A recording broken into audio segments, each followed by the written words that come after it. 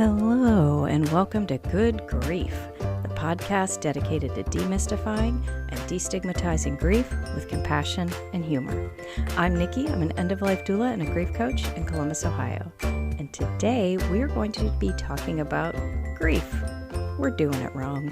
Yep, we as a society tend to take grief the wrong way, process grief the wrong way, talk about grief the wrong way. And if you've been listening to this podcast for more than 2 episodes, you probably know that's kind of the crux of this entire show. And one of the things I complain about the most is how we as a society just don't understand grief, and we're telling everybody all the wrong things to do and all the wrong ways to process our grief. So let's just dive deep into that. But before we do, I need to do my due diligence here and remind you all of my Patreon. You can find me at patreon.com/Nikki the Death Doula. And if you become a patron today, you get grief affirmations in your email twice a week. You get access to this podcast a week early and ad-free, although I don't really have ads as of yet. And there will be some bonus check-ins and discounts to any upcoming workshops I will be doing in the new year. Yes, I'm going to be hosting some more workshops coming up in 2024. So you can look forward to that. All right. So let's talk about this a little bit. Let's talk about grief and what it is we're doing wrong. And this tends to lean more towards Western cultures, but this is true in other cultures as well. So I'm not going to generalize. I'm not going to say who's doing what wrong, but let's just say on the whole, we seem to have the wrong idea about grief.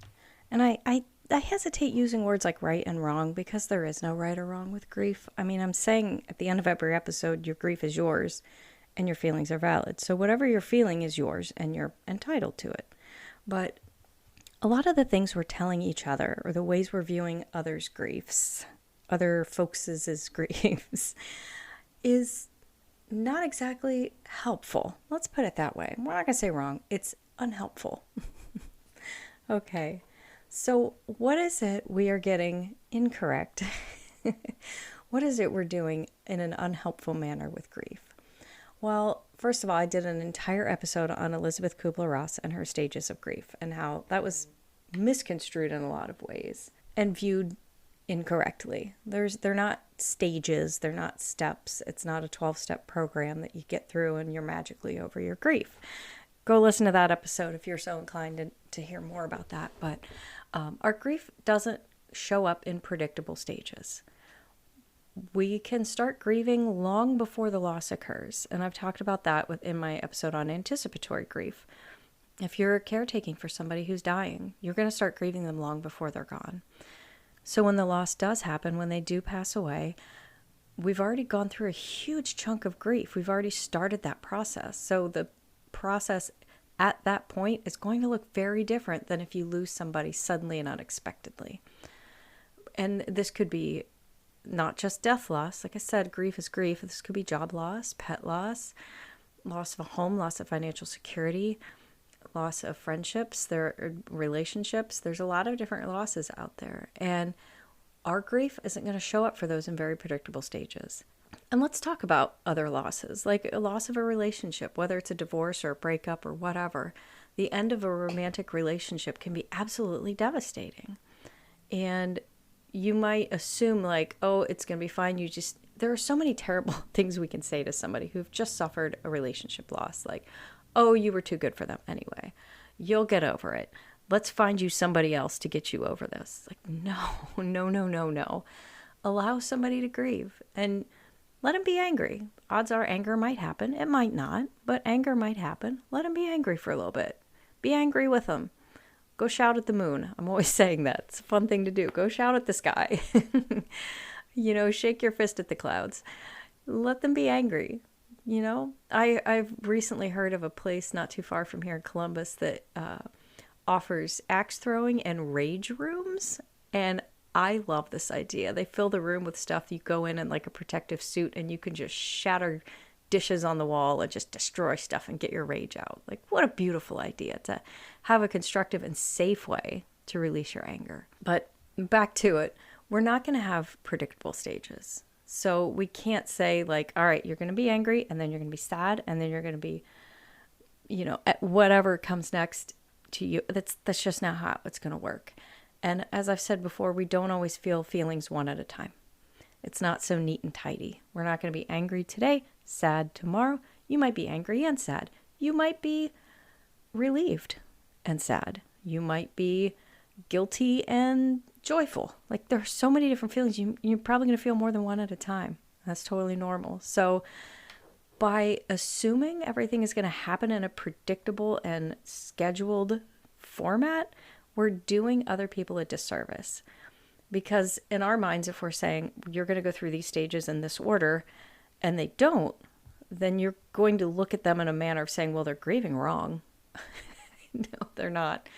And letting them know, like, okay, well, you're angry today, so tomorrow you'll probably be sad. Don't tell people what they're going to feel. Don't think that you're going to feel one way tomorrow because you're feeling one way today. We can't anticipate stages of grief. And grief is I'm not going to say go away, but you can be separated from it for a while. And then months down the road, it's going to come back. And it's going to smack you in the face when you absolutely are not even expecting it. In my episode where I interviewed my friend Carrie, we were talking about music and how sometimes you can be out and about shopping at the mall or the grocery store, and a song comes on the overhead thing and it reminds you of somebody. And it can hit you real hard at the worst time. And that's just how grief works. It comes up and taps you on the shoulder when you don't want it to. That's the thing we can predict, is that grief will be unpredictable. I know, oxymoron, right? So the next thing we're getting wrong is the idea of letting it go and getting over it, which is something I say in every single episode, that we're not going to get over our grief. And you can't just let it go. You can't just forget it, right? What do I always say about grief? Grief is love. Grief is an expression of love. If we didn't love what we lost, we wouldn't grieve it. So if you let it go, in a manner, you're letting go of that love. Embrace your grief. Don't let it go. Hold on to it, because that's your connection to the thing that you lost. And you can't make it come back. You can't make that person come back. You can't make that thing come back. But you can stay connected to it, and you will never lose that person or that thing or that idea or whatever it is you've lost. You'll never be without it again. Your grief is your tie to that loss. And telling somebody to let it go, what an awful, awful thing to say. I know it might come from a place of heart, but please don't say things like that. And don't think things like that for yourself. Don't think, all right, I need to let this go. It's time to move on. You don't have, like I said, you're not going to get over your grief. You can't let it go. You need to hold on to it. You just need to look at it and work through it in a different manner and learn how to adapt and live with it. And by telling yourself that it's time to let go of it, it's telling you that that thing no longer matters in your life. And maybe it does. Maybe it doesn't. If you're one of those people that needs to let it go, that's okay too. Another thing we're getting wrong. Grief isn't always a single thing. It's not always a one little item. I don't want to say item, but grief, let's just say grief doesn't walk by itself. There are I've talked about side effects of grief, and there's secondary griefs, and there's compound griefs. It's almost impossible, especially if it's a significant loss, like the loss of a spouse. It's not just the loss of them. It's the loss of the relationship. It might be a loss of some financial security. It's the loss of companionship. It's the loss of identity. If you've been with that person for a long period of time, you're part of a couple. And you have your own identity, but you also have the identity of being in a couple and being another part of that person. So we can't just say, well, I'm so sorry you lost your husband. You didn't just lose your husband. You lost so much more with that. And to not understand that and to not recognize it and then work through it is doing yourself a disservice again. And also understanding that for people around you who have suffered losses. If somebody's lost a job, you might, first of all, that's a hard one to really grasp, to think that they're grieving. Because when you think of grief, you think of death loss. And like I'm always saying, it's not always death loss. If somebody you know has just lost a job, they're going to grieve. And this grief isn't just necessarily the loss of income. That's a big one, right? but it could be they may have had really good friendships at work. They might have had great relationships with some of their coworkers, and they've just lost a group of friends. They've lost maybe a sense of identity. If this was a job they had for a long time, or a job they really loved or really identified with, really wrapped themselves up in, they've just lost a sense of their identity too. So there's a lot of griefs involved in that. So recognizing that when somebody's experiencing a loss, they're not experiencing just that loss, can be incredibly helpful for someone on the outside to understand and think about. Again, if you know somebody who's experienced a loss and you want to be a good, helpful friend or guide or companion through their loss, recognize that they're experiencing more than just one loss at a time. And, I'm not going to say be a mind reader and try to think, okay, well, clearly they're going to suffer this too. Talk to them about it though. Say, hey, I'm so sorry you lost your job. Are you feeling okay about your self-worth? And I don't know, that might be a bad way to phrase it, but just recognizing that they might have that and to be a little more gentle with them. And things like the loss of somebody you've been caregiving for, they may have spent years caring for somebody and that person is now gone. And that can be really difficult to integrate back into your life prior. You might not be able to. So again, you've lost a bit of your identity because your identity was a caregiver.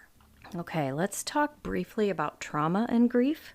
And I am not a psychiatrist, I'm not a psychologist, I'm not a licensed counselor, I'm a grief coach, but I am not specialized in trauma work. So I just want to put that little cover my butt out there on that. Trauma and grief don't always necessarily go hand in hand because it can. You can't really have trauma without grief. Typically with trauma, there is loss involved. So there will be a grieving process with any traumas, but you don't necessarily have trauma with your grief. You might suffer a loss and there's no real trauma involved in that. It is possible. But I had a therapist once tell me there are big T traumas and little t traumas. And in a way, you could say that all grief is a little bit of trauma with a little t. But because somebody has suffered a loss, that doesn't necessarily mean it is traumatic for them. It could be, but it doesn't necessarily mean it is. And this is really, really tricky because even if it's a secondary, tertiary, whatever loss, each one might be a little bit different. And some losses might be very traumatic for somebody and some might not be. So you don't necessarily have to approach somebody who's suffered a loss with a thing of, okay, they're clearly traumatized and this is huge. It might not be for them. It might not be super traumatic. So you don't have to approach it as thus. Typically with grief, if you're on the outside and you're trying to assist a friend or somebody in your life who has suffered a loss and you're not sure what to do or what to say, this is when you let them lead. Let them tell you where they are with this. Let them tell you if it's traumatic or not. And they might not say it in those specific words. You'll gather it from context clues, I would hope. But you're not necessarily you can't necessarily assume that there is a trauma involved in this. Now, if they have suffered a trauma, there will be grief involved. So understanding that is huge. Okay, so let's talk briefly about black and white dualities with grief and with loss. A lot of times we want to, as humans, make things very black and white. We want things to be neat and organized, and they're not. And grief never is. Grief is never neat and tidy. Ever, ever, ever. And there is no black and white with grief, right? Let's talk about divorce grief. You might have, let's say somebody has separated and divorced from an abusive spouse. And in your mind, great, good for them. They're out of that terrible abusive relationship. Screw that person. They're horrible. I'm so glad they're gone. If you look at it from their perspective, yes, they might be free of that abuse, but you were not in that relationship, and that relationship could be very complex. There could be a lot involved in that. They might be suffering a lot of grief surrounding that. That can be very difficult to have somebody in your life and then not anymore. And just because that person mistreated them doesn't mean they're not grieving that relationship a little bit. And please don't judge people for that. Please do not judge people for that. if you've, pretty open about my first marriage. My husband was not abusive, but he did have an addiction issue. And I'm not going to go into my entire relationship history, but that was a big part of why our relationship didn't work out. And I might have some negative things to say about him sometimes, but he was a good person. He loved his kids more than anything on this planet, and he was very kind. He was very sweet at times. He was very romantic at times, but I couldn't handle his addiction issues. And again, this isn't about me and my past, but there were obviously aspects of that relationship. I wouldn't have married him if he wasn't a good guy at some point, Like, you have to remember that it's other people's relationships, first of all, none of your business. But relationships are complex. There's more to it than just the abuse, if that was the case of a divorce. So think about that. There might be some love involved. You can still grieve for a terrible marriage, and that's okay. So please keep that in mind. And not just for helping other people, but for yourself. If you are leaving a bad relationship like that, or if you had an abusive parent that has just died, give yourself some grace. It's okay to grieve them too. Other people might look at you and think you should be so happy that person is gone. If you miss them, that's okay. Okay, you're entitled to whatever you're going to feel, and please understand that those griefs are going to be incredibly complex.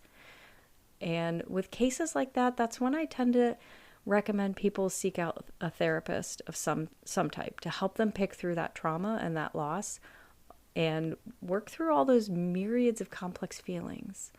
But if nothing else, allow me to validate them for you.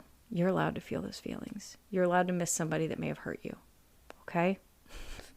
There was a really good book I read or listened to, an audiobook very recently. It was Jeanette McCurdy, who wrote a book. The title of the book is I'm Glad My Mom Is Dead. It was a really interesting read because she had a very complex relationship with her mom. And I would recommend it, giving it a listen or a read. It was very interesting. I might just do a whole episode on that and this whole thing sometime, but she had a very complex relationship with her mom. Her mom was not very nice to her, but was still her caregiver for a long time. So anyway, that's enough of that. I recommend it. So another little thing we don't think about or we don't necessarily get correct is things like there's a fluctuation in your needs. You might one day be like, I need to have all of my friends with me. I cannot be alone. I need all the support I can get. And then very next day you might say, I want to be alone. Please leave me alone. So from either side of that, respect that. If you have somebody in your life that's going through a loss or going through a grief, and one day they're like, please, I need you here, be there for them as best you can. If the next day they're like, go away, I don't want you here, don't take that personally and respect that. Let them be alone as long as you feel they're safe. If you feel they're not safe, that's a different story. But if you feel they're safe, go ahead, give them that space. Respect that. If somebody really wants to be alone, I'm one of those people, I like to be alone with my grief. I like to go through things by myself. I process things a little bit better when I'm by myself. Not always, and that's another thing. Sometimes I do not process things well when I'm alone, but sometimes I do. I need that space to be able to process things in my head for a little while. And if you are on the outside looking in, please don't like try to be their white knight and be like, I'm going to be here 24/7, whether you like it or not. You should not be alone. Don't assume that. They might want to be alone. And if you yourself want some space, let yourself have it. Give yourself that space. That's fine. You're allowed.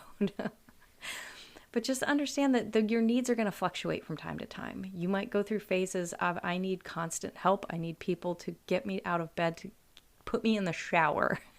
I need people to do my laundry for me because I can't function. And the next day you might be like, I'm good. I got this. I'm going to do everything myself. There are fluctuations in that, and that's normal and okay. So whichever side of the grief you're on, know that and respect that for yourself and for others. And just one last thing I'm going to put out here. There's so much. Like, obviously, I have an entire podcast on this. There's so many things about grief and things that we've necessarily not been doing correctly. Again, I'm hesitating to use right and wrong, but even correct and incorrect are not the best terms. But I had an episode way back on the DSM and grief because this is becoming more widely recognized, which is good. This is something we have been getting wrong that now we are getting right. And again, I just use right and wrong, but you know what I mean. But it's the idea of long-term grief.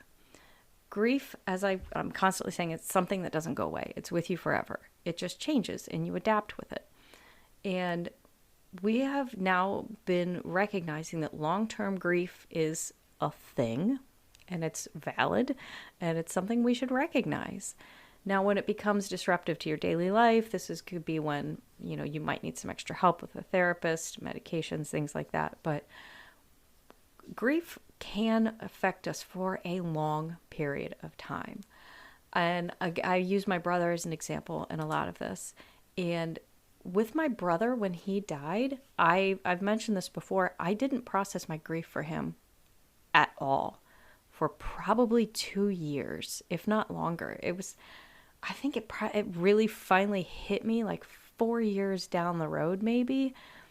It was a while, and it hit me, and when it hit me hard, and I really cracked. And this is my loss with him is something that is going to be with me for a long time. And he and I had a complex relationship. We didn't really get along, especially at the end. And I've got a lot of things wrapped around that. So this is going to be a grief that's not, like I said, it never goes away, but it's going to be something that's going to affect me for a long time. And long-term griefs can affect newer griefs. And again, I'm just going to keep using myself as an example, and I'll come up with some other examples too, but I recognize that my parents are going to die before I do, likely. Obviously, we don't get a choice in this matter, but it's most likely that my parents are going to pass away before me. And I still have that grief with my brother, and then my parents are going to be gone. We were a family of 4, so that's it. I will be a family of 1 at that point. Obviously, I have in-law family, I have chosen family, I have people in my life. I'm not alone, but that family of 4 dynamic is gone. It will be gone one day.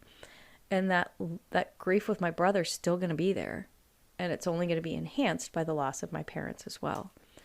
Any grief can continue on. My beautiful cat who passed away, I talk about her a lot too. That's a grief that I'm never going to stop feeling, and that's something that's going to stay with me for a while. It's not going to be the same as the grief for my brother. No two griefs are the same. But some of our griefs can just affect us forever. I had a coworker once who we were talking about parental loss, and I just remember her more than once telling me, when you lose your mother, that's a loss you'll never, ever, ever get over. And I appreciate her perspective on that. I can't say that for everybody, though. Obviously, we can't say that because everybody's relationships with their mothers are different. But I can understand that for her, that is a loss that will be with her forever. And that's a long-term grief. She's going to be hurting from that probably for the rest of her life. So there are those significant losses that are going to stay with us for a long period of time. And with that said, I'm always saying there's no timeline for grief. We can't make one. We can't force one on ourselves. Our grief is going to be what it's going to be, and you can't put a timeline on anybody else's grief. Your grief might grow. It might get bigger. It might get worse with time and then wane off. It's hard to say. We don't know. We can't predict this. Back to the very top. The only thing we can predict with grief is that it's going to be unpredictable. So there is a new diagnosis in the DSM of prolonged grief disorder. So that is a thing that exists. And I'm glad that we're recognizing that now. Because if you think back to, a few hundred years ago, you'd have somebody that was still grieving somebody that lost 10 years prior. Society would probably slap them in a loony bin. Like, how awful did we treat people who were grieving? And I've been, learning a lot more about child loss with my work with the new nonprofit here, Let the Light In, for women who have suffered pregnancy and infant loss. And I'm learning a lot more about that. That, I imagine, is a trauma and a grief that can never possibly go away. I've never experienced it personally, so I can't say. But from the women I know who have, that is something you never, ever, ever forget. And that is a grief that will continue to hurt for a long time. Okay. Whew, that got a little heavy, didn't it? So again, I hesitate using words like right and wrong. I hesitate saying good and bad for good reason, because whatever you're going to feel is valid. and you're going to suffer your grief in your way and on your terms. And nobody can tell you different. And don't tell anybody else different. So if that's all you take away from this episode, take away that. I mean, what do I say at the end of every episode? Your grief is yours, your feelings are valid, and grief doesn't always have to suck, because it's true. Your grief is yours, okay? And the only predictable behavior of grief is that it will be unpredictable. Okay. All right, guys. So with that, it is now time for the Death Deck. Yay. All right, I'm going to shuffle the cards up. Pull one at random. Okay. Ooh, this is an interesting one. And I might do an entire episode on this topic. But whole body donation, which is donating your entire body for research with your family receiving cremated remains later, is A, a final piece of value to give the world through science. B, a nice thought, but no. C, 100% creepy. I mean, they'll be poking around everywhere. This is something I have chosen not to do for myself, but I do love and appreciate that is an option. And I love and appreciate people that choose this option. I have some friends that have chosen to do something like this. Like I said, I could do a whole episode on this, but if you are at all interested in this topic, read the book Stiff, The Curious Life of Human Cadavers by Mary Roach. She goes into what happens when you donate your body to science. Really, really interesting read. If you're into that, if you're not, that's okay. No offense. Okay. Thank you guys so much for tuning in this week. I appreciate you, all my listeners, and I love you all, and I hope you are having an amazing week. Please don't forget to check me out on Patreon, patreon.com/NikkiTheDeathDoula.